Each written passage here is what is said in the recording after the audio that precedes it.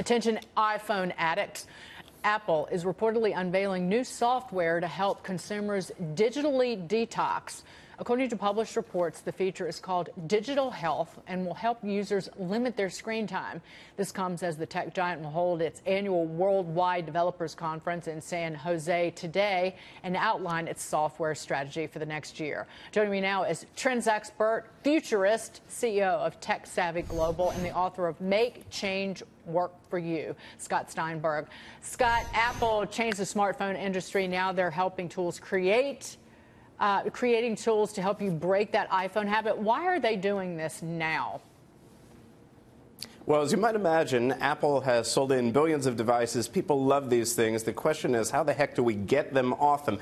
Companies like Google on their Android devices have already introduced digital wellness tools, so it's only a natural fit, giving increasing calls and pressure for Apple to cut down on people's smartphone addiction, for them to put in timers, screen time limits, even apps that will prevent you from accessing your favorite applications during the day at work. So maybe you can break that Candy Crush saga addiction a little bit. Scott, aren't we already moving away from this with the proliferation of these Internet of Things devices, as well as the virtual assistants that we're having, like the HomePods? Aren't people moving away from using their actual device and starting to use other devices or other things? And Apple's actually behind in that regard. I mean, their virtual assistant Siri has lost way to Alexa. I mean, is that where we're headed? Well, we're definitely seeing people play with a variety of different devices. They're splitting their time between different screens, and even, as you pointed out, on devices that don't have a screen. Siri and the HomePod, some of the smart speaker business, has fallen a bit behind where Google and Amazon are. In fact, at the Worldwide Developers Conference, you can probably hear Apple talk a little bit about what the future of Siri is going to hold. They need to make the service a little bit smarter. They need to talk about integrations with different devices, from speakers to headphones and even cars. And perhaps they'll even open up the platform, the Siri platform, so that other developers can create all sorts of fun applications and new uses for it. But they definitely are playing catch up on that front, and people are definitely using more devices across the board. So it should be an exciting day in terms of news. You know, it did seem that Apple was always ahead of the curve, that Apple was the model. Whenever I had a client, they said, I want to be more like Apple as far as innovation goes. It seems like they're falling behind with their launches. They're getting more bugs. And it seems, you know, in all of these things, do you think they're going to make a big announcement that's going to help create a vision for the future?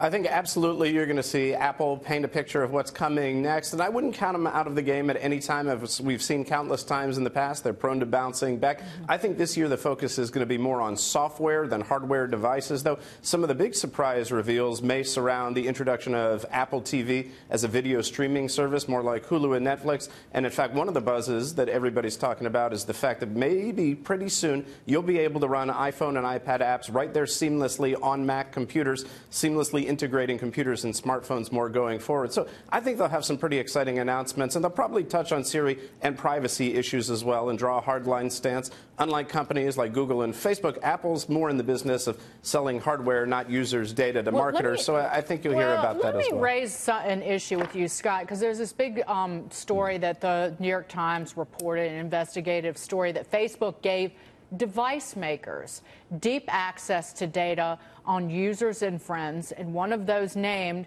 is Apple. So Apple's been quite pious about not selling your information, protecting your own information if you're an Apple customer, but they seem, and this is a question, all too willing to take information on individuals if it's coming through another company. Tim Cook's gone after Facebook, and Mark Zuckerberg has pushed back on that. So it raises an issue about a little bit of hypocrisy at Apple.